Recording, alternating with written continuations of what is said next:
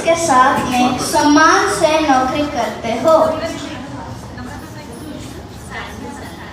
हम महिलाओं को मैटरनिटी लीव भी मिलती है ताकि प्रेगनेंसी में और नवजात बच्चों को पूरा समय दे सके। इन छुट्टियों की फैसिलिटी हमें मिली सिर्फ और सिर्फ बाबा साहेब के कारण। Thank you Baba Saheb.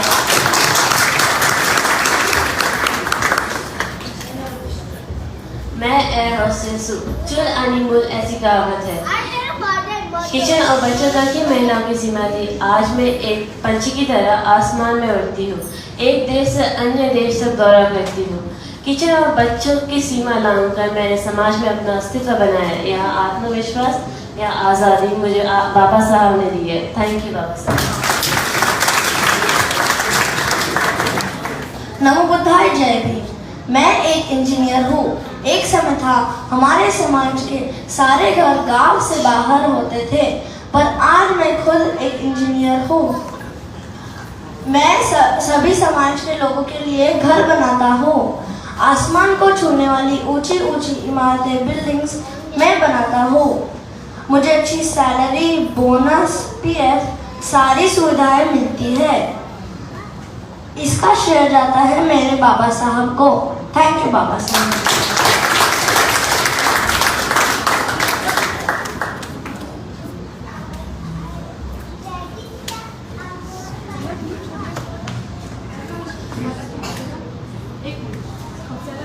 जब तक आप सामाजिक स्वतंत्रता नहीं हासिल कर देते, कानून आपको जो भी स्वतंत्रता देता है वह किसी काम का नहीं। पीने के पानी के लिए विश्व में पहली बार सन 1927 में बाबा साहब ने 14 तालाब का सत्याग्रह किया। महाड़ के तालाब यह सार्वजनिक है। हर एक आदमी को यह पानी लेने की मुभा है, हक हो। परधर्मीय लोग यहाँ से पानी लेते हैं, पशु पक्षी भी यहाँ से पानी पीते हैं। महाड़ के लोग सिर्फ अस्पृश्यों को पानी पीने नहीं देते। 14 तालाब का पानी पीकर हम अमर नहीं होंगे।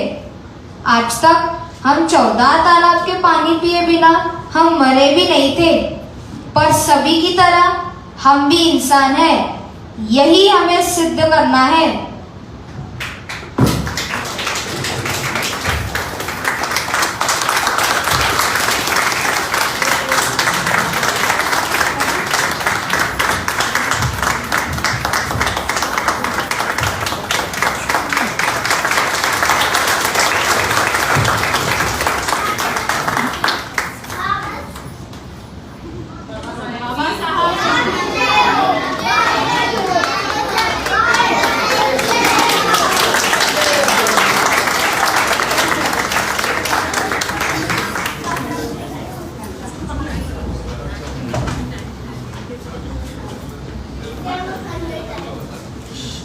वर्ण व्यवस्था, छुआछूत की नींव ही नष्ट करने हेतु मानव वंश शास्त्र के तज्ञ डॉक्टर बाबा साहब ने 25 दिसंबर 1927 में सामाजिक विषमता के विचारों का दहन किया।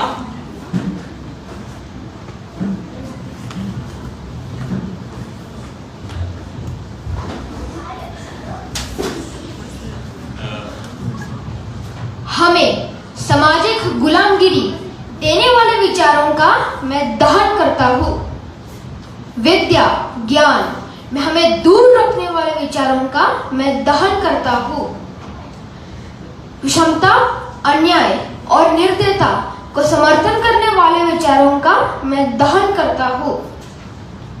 सभी मानवों को समान ना मानकर उन्हें अलग अलग वर्गों में बांटने वाले विचारों का मैं दहन करता हूँ। अस्पृश्य और महिलाएं ये संपत्ति के समान है, ये मानने वाले विचारों का मैं दहन करता हूँ। ऊंच नीच, छुआछूत, वर्णवाद, कर्मकांड फैलाने वाले विचारों का हम दहन करते हैं।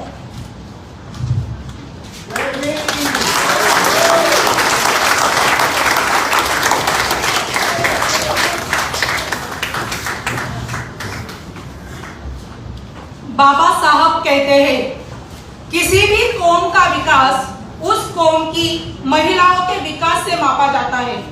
हिंदू कोड बिल के लिए बाबा साहब ने सालों तक संघर्ष किया। इतना ही नहीं, महिलाओं की परिषद द्वारा प्रबोधन भी किया।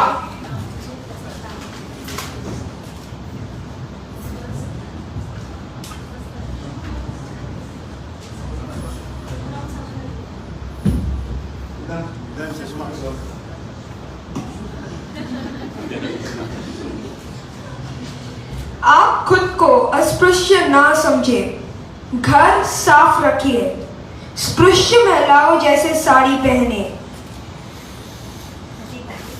फटे कपड़े सीकर पहने, साफ स्वच्छ कपड़े पहने, पुराने गलिचा रीति रिवाज छोड़ दीजिए।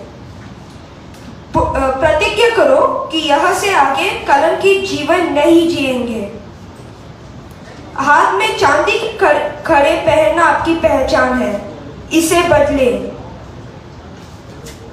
सोने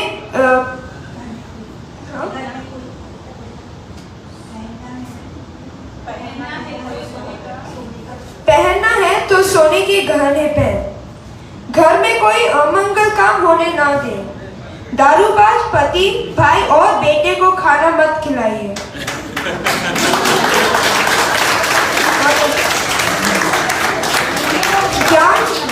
ज्ञान महिलाओं के लिए जरूरी है, इसे अर्जित करें, क्योंकि माँ जैसे बच्चे होते हैं।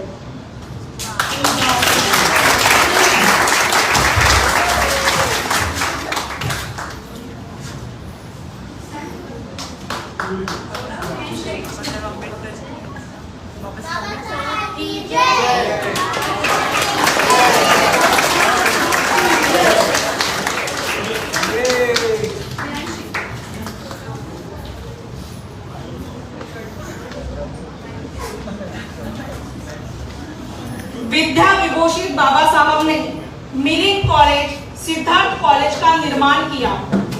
गुलाम को बताओ कि वह गुलाम है, तो ही वह विद्रोह कर उठेगा। समाज में जागृति हेतु बाबा साहब ने अलग अलग वृत्तपत्रों का कारवां शुरू किया।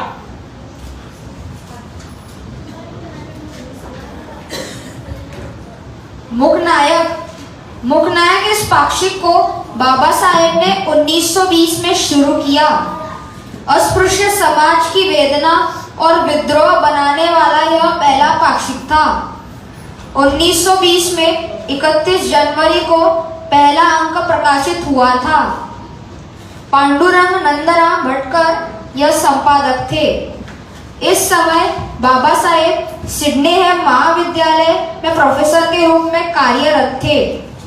इसलिए मुखनायक का व्यवस्थापक ज्ञानदेव ध्रुवनाथ गोपाल इन्हें बनाया गया है। मुखनायक के लिए छत्रपति राजश्री शाहू महाराज इन्होंने 2500 रुपयों की मदद की। यह मुखनायक मराठी भाषा में प्रकाशित हुआ था। सामान्य जनता की लोक भाषा मराठी थी। दलित, गरीब, शोषित लोगों की आवाज सरकार और जनता तक पहुंचाना यह उद्देश्य था। समाज के प्रगति के लिए बाबा साहेब ने ब्रिटिश सरकार को उपाय बताए। मुखनायक त्रितवाक्य, काय करून आता धावून या भीड, निशंक हे तोड वाजविले, नवे जरी कोण मुळियाचा जाण, सार्थक लाजुनी नवे हित। मुखनायक ने अस्पृश्य की आवाज बुलंद की। वर्तमान पत्र के दौर में अपना स्थान निश्चित किया। 1933 में मुखनायक बंद हुआ था।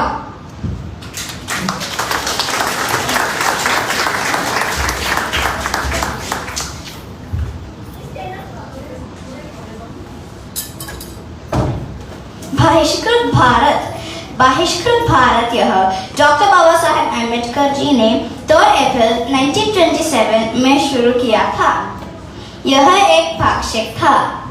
बाबा साहेब खुद इसके संपादक थे। बहिष्कृत भारत के ब्रीदवाक्य में बाबा साहेब ने संत ज्ञानेश्वर जी की पंक्तियों का जिक्र किया था। आका पात निशुल्क होई, या संग्राम चिट्टा होई एक हेवत चुनी कहे बोलो नाय आता केवळ संग्रामाशिवाय दुसरे काहीही नाही। बाबा साहेब इंग्लिश भाषा के विद्वान होकर भी ये समाचार पत्र उन्होंने मराठी भाषा में प्रकाशित किया। इस समाचार पत्र का ब्यौरा डॉक्टर बाबा साहेब खुद ही लिखते थे। इस समाचार पत्र को अनुदान करने वाले लोग नहीं मिले। आर्थिक कारणों के कारण ये समाचार पत्र 15 नवंबर 1929 में बंद करना पड़ा। बाबा साहेब ने कहा था, यदि अस्पृश्यों की स्थिति को हमें बदलना है, अन्यायी जुल्मों से बचना है, तो हमारे समाचार पत्र होने बहुत जरूरी है।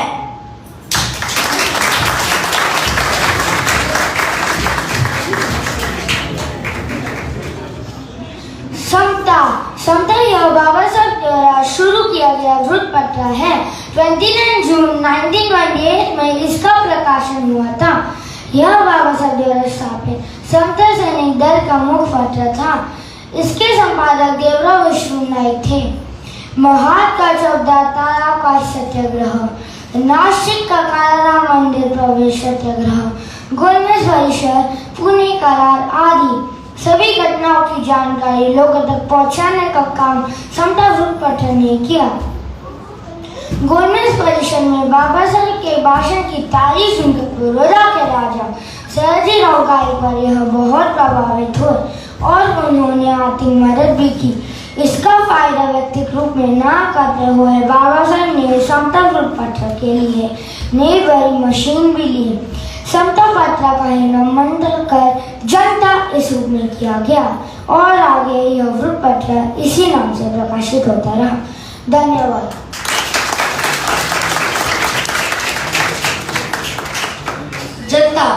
जनता द पीपल बाबा साहेब के द्वारा शुरू किया गया एक समाचार पत्र था। इसका पहला अंक 24 नवंबर 1930 में प्रकाशित हुआ। आरंभिक कुछ अंक डॉक्टर आम्बेडकर द्वारा संपादित थे। इसके बाद देवराव विष्णु नायक इसके संपादित हुए। बाद में गंगाधर नीलकंठ सहस्त्रबुद्धे जनता के संपादित हो रहे। प्रकाशन की शुरुआत में जनता पाक्षिक वृत्तपत्र था, यानी कि 15 दिनों में एक बार प्रकाशित होता था। आगे जाकर यह साप्ताहिक प्रकाशित होने लगा। जनता का प्रचार वाक्य था, गुलाम को अगर यह बता दिया कि वह गुलाम है तो जरूर विद्रोह कर उठेगा।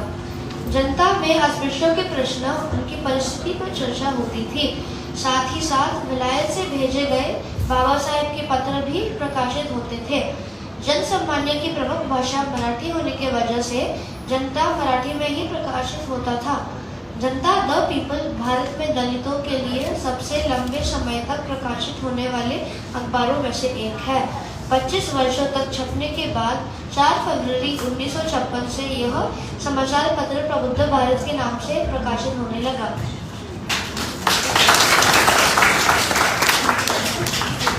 प्रबुद्ध भारत 14 अक्टूबर 1956 को बाबा साहब ने बुद्ध धर्म को स्वीकारा। इसी के साथ उन्होंने जनता का नाम बदलकर प्रबुद्ध भारत किया। इसके मुख्य शीर्षक पर अखिल भारतीय दलित फेडरेशन को मुख्य पत्र छपा था। बाबा साहब ने दलित समाज में जागृति करने हेतु अनेक वृत्तपत्र पाक्षिक को प्रकाशन संपादन किया। इन पत्रों ने दलित संग्राम को महत्वपूर्ण योगदान दिया। बाबा साहब पत्रकारिता के आधार स्तंभ है, प्रथम संपादक, संस्थापक और प्रकाशक है।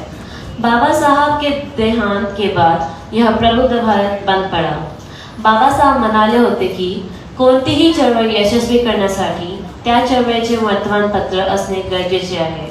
ज्या चळवळीचे वर्तमानपत्र नाही ती चळवळ म्हणजे पंख तुटलेल्या पक्षाप्रमाणे आहे। जय भीम।